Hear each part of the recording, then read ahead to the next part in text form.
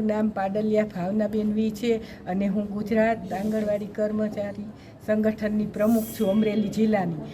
અને આજરોજ અમે બધા બહેનો આખા અમરેલી જિલ્લાના દરેક ઘટકમાંથી બહેનોએ કલેક્ટર સાહેબને આવેદનપત્ર આપ્યું છે કે ઘણા કેટલા સમયથી અમે સરકાર પાસે એકની એક માંગણી કરી છે. અમારી 22 પ્રકારની માંગણી છે. અમે દર મહિનામાં 4 વખત આવેદનપત્ર આપીએ છીએ, પણ અત્યાર સુધીમાં સરકારે અમારી એક પણ માંગણીનો સ્વીકાર કરેલ નથી અને ઉપરથી અમને નવા કામ આપ્યા જ રાખે છે.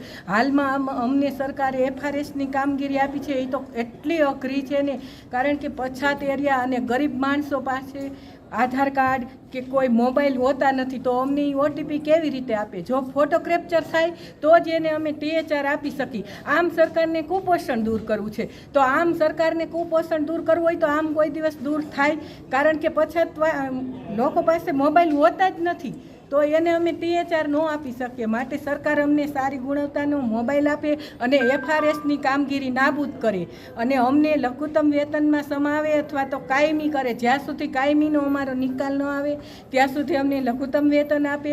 કોર્ટનો ચુકાદો આવેલ છે, છતાંય સરકાર અમારી સામું જોતી નથી. સરકાર અવગણના કરે છે. તો અમે કેટલા સમયથી અમારે મોબાઈલની ગ્રાન્ટ આવી ગઈ છે, છતાંય સરકારે અમને નવો મોબાઈલ આપેલ નથી, તો અમને તાત્કાલિક નવો મોબાઈલ આપે. આગળની શું રણનીતિ છે? આગળની નીતિમાં જો સરકાર અમે જો 3 દિવસ અમે સતત અત્યારે અમારી હાલ મોબાઈલની કામગીરી અમે ઓનલાઈન બંધ કરેલ છે. આમ છતાંય જો સરકાર અમારી સામું નહીં જોવે તો અમે ઉગ્ર આંદોલનની તૈયારીમાં છીએ. આજે કેટલા બહેનો આવ્યા છે અહીંયા? આજે અમે લગભગ આખા અમરેલીમાંથી 500 થી 600 બહેનો જેટલા અમે ઘટક દીઠ અમારા જેટલા વર્કર અને હેલ્પર બહેનો છે